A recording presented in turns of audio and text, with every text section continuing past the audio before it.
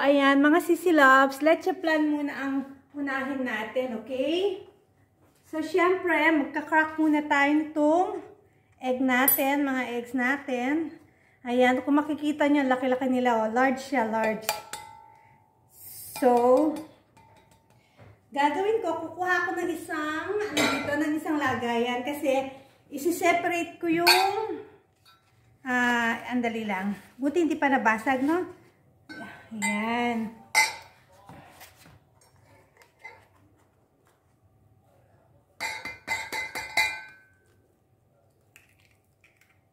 So, isi-separate natin yung egg yolk.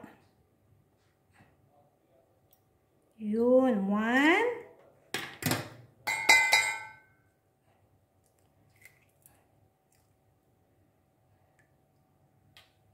2.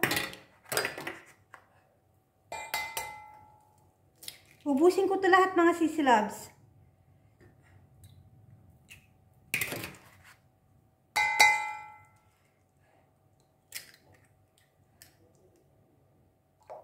Ayan. Uubusin natin yan lahat mga sisi loves, okay?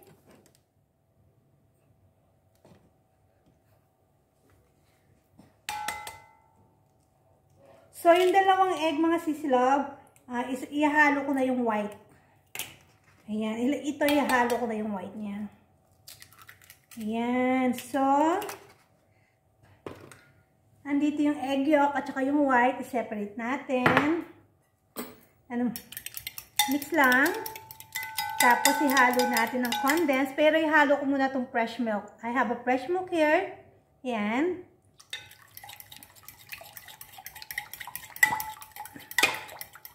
Tapos, bubuksan natin itong condensed. Tapos, papakita ko sa inyo paano ako gagawa ng, yung syrup niya. So, ilagay natin lahat yan.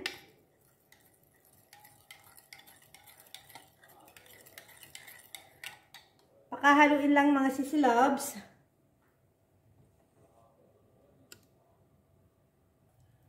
So, gagawa na tayo ng syrup mga sisi loves. Pinapainit ko na yung kasirola ko. Mahinang apoy lang ha. Tapos ilalagay na natin tong brown sugar.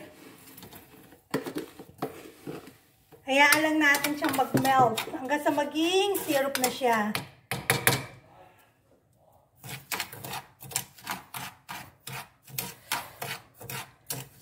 Mix-mix lang natin para hindi para hindi dumikit. Ayan.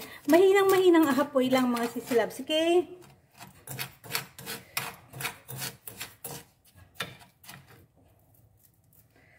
Hayaan lang natin siyang matunaw.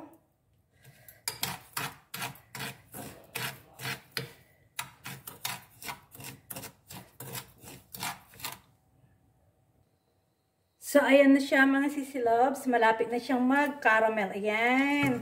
Kasi kailangan kasi mahinang apoy lang eh. Para hindi masunog ba.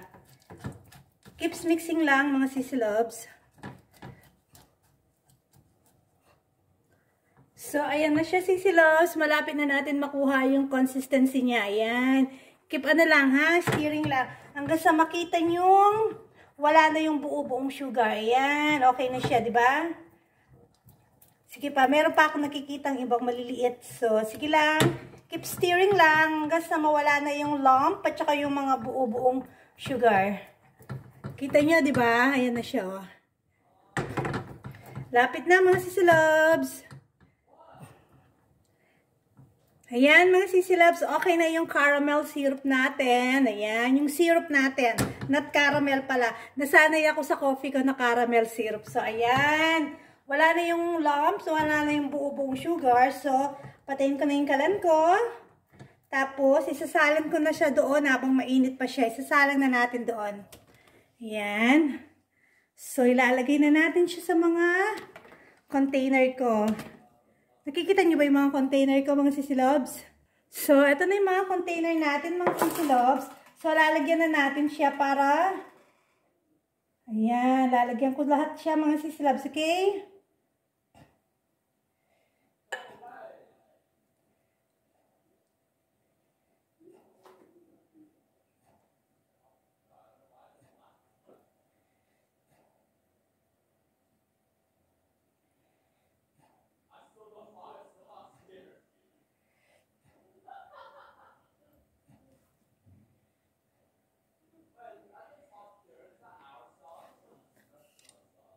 So, ayan, mga sisilabs, salin ko na lahat sa lalagyan ko yung mga syrup. Ayan.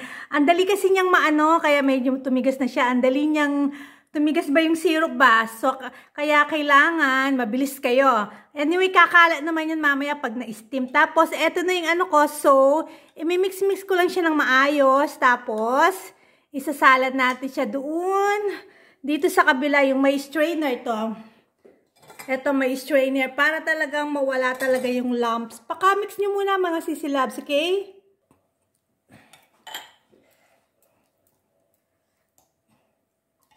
Mix lang, mix ng maayos mga sisilabs.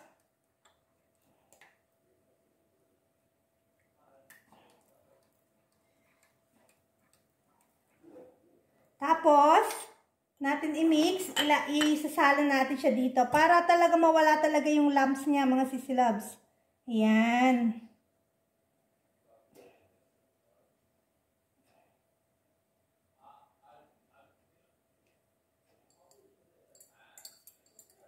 Kunin natin lahat, syempre sayang.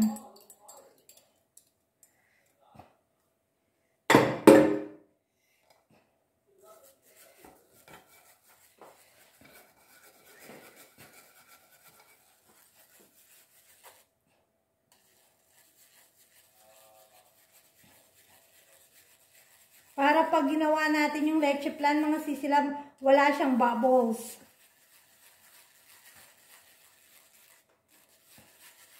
Yan, make it sure. Ubusin nyo kasi sayang kasi, di ba? So, ayan mga sisilab, ito hindi na talaga siya pwede. Ito yung parang magiging bubbles niya eh. So, ito itatapon na natin to. Kahit na anong gawin ko, ayaw na niya talagang mag-drain. Ayan o. Pangit ito sa leche plan pag sinama nyo. So, ayan na mga sisilabs, isasalan na natin sa container. Ayan mga sisilabs, isasalan na natin, ayan. Yung, hanggang sa may guhit lang.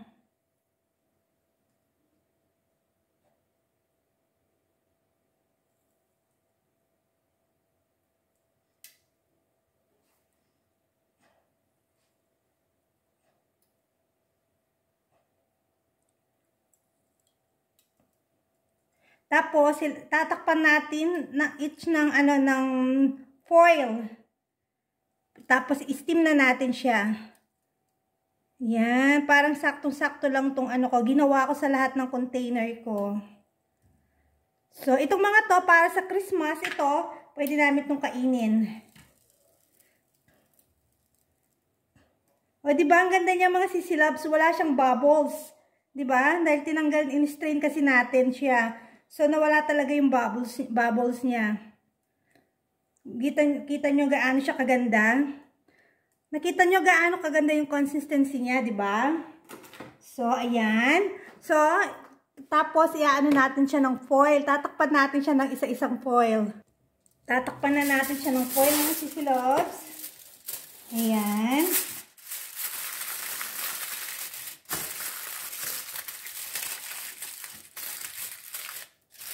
Ako, pag nagle-leche plan, mga sisilabs, ano lang ako, 15 minutes lang. Makita nyo, di ba, yan?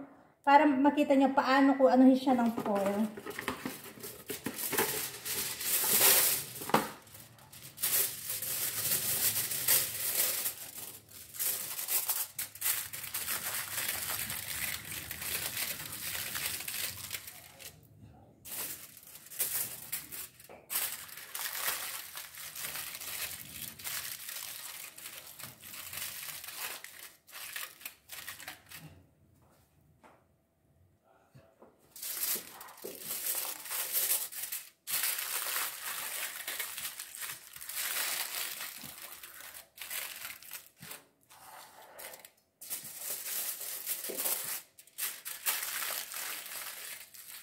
Tapos nito mga sisilabs, yun naman glaze hamang gagawin natin.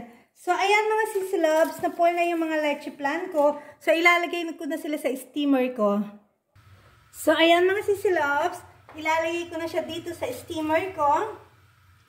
Ayan. I think 4 ang magkasya ata or 5. Tignan natin kung magkasya yung 5, okay? I think 4 lang. Tapos, baliktad. Yan. And then, 4 na naman dito. Pinaka-top yung malaki. Yan. Ayan mga sisilog, nalagay na silang lahat. So, itong pinaka-top natin yung malaki. Yan. So, takpan lang natin. Tapos, mag-ano lang kayo ng 15 minutes. Kasi ako gusto ko medyo soft talaga yung yung leche flan ko. So, 15 minutes lang mga sisilobs. So, ayan mga sisilobs. Sobrang perfect niya. Ayan. Pero yung sa top, ulitin ko siya kasi, ayan. Look, maasa na yung pang ko. Look mga sisilobs, gaano siya ka-perfect na mga leche flan. Diba? Yung consistency niya mga sisila, ayan. Ay, sobrang lambot niya. Diba? Ayan. Ito para sa New Year. Ayan. Ay, New Year. Nalilito na ako sa sobrang excited ko. New Year na nasabi ko. Christmas, mga sisilabs. I mean, tomorrow, Noche Buena, tomorrow night. Pero pag i-upload ko na to, syempre after Christmas na. So, mga sisilabs, yung pinaka-top, hindi pa talaga, medyo pa siya, yung may, malambot pa siya ng sobra. Ayan. Meron pa siyang, yung lamp, nakikita nyo doon. Ayun. So, kailangan magsara yan. So, yun na lang naman. Pero, ayan, perfect na yung leche flan ko. Mga sisilobs, pakita ko. Okay, tapos na ang aking mini leche flan. Ayan, mga sisilob, sobrang perfect niya. Ayan, by the way, nakalimutan ko sabihin sa inyo kanina, nilagyan ko ta ng vanilla essence. Oo, hindi ko na naisalik na ipakita kanina sa inyo sa vlog. So, makikita nyo mga sisilobs, kasi yung fresh milk, nakakalambot yun ng leche flan. Ayan. Siyempre lahat tayo marunong gumawa ng leche flan, pero may kanya-kanya tayong way paano magluto. Yan lang sa akin. Diba? Napaka-perfect ng aking leche flan. So, ito yung magiging dessert namin, Noche Buena. So, pag in-upload ko na to, as gaya nga na sinabi ko, tapos na yung Christmas. Perfect leche flan. Diba? Thank you mga sisilobs. So, isusunod, dahil sobrang haba na tong vlog na to, so sa next vlog ko naman yung how to glaze your leg ham. So gagawin ko na siya ngayon, pero hindi ko na siya masasama sa vlog na to kasi hanggat maaari, hanggang 10 minutes, hanggang 10 to 12 minutes lang talagang haba ng vlog ko para hindi kayo maumay. Thank you for watching mga sisila. Please don't forget to subscribe, like, comment, and hit the bell para updated kayo sa susunod kong mga vlog. Thank you! Merry Christmas everyone! Mali-mali na naman ako. Bye! Hi mga sisilabs! Hello! So, nagpe-prepare ako ng pang Noche Buena for tomorrow. So, eto na yung leg ham ko. Gumagawa na ako ng glaze. Tapos, eto na yung mga leche flan ko. Ayan. Magaling ako gumawa ng leche flan mga sisilabs. Nagbubuhat talaga ako ng sarili kong bangko. No? Eto na yung isa. So, ipapakita ko sa inyo. Nasa vlog ko to mga sisilabs, kung gaano ako kasarap gumawa ng leche flan.